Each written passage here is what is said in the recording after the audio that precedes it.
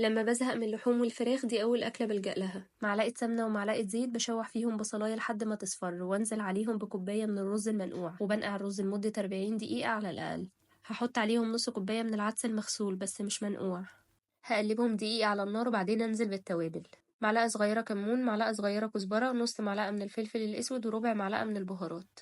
والكمية دي تقريبا بتاخد معلقة ونص أو معلقتين صغيرين من الملح. هظبط المية وتقريبا أخدت معايا كوباية ونص من المية، وده مش بخلي فيه المية على ارتفاع سنتي زي الرز العادي، لا أنا يدوب ببقى مغطية الرز والعدسة بس. بسيبه على نار عالية لمدة 3 دقايق بس، وبعدين أغطيه فويل وأوطي النار.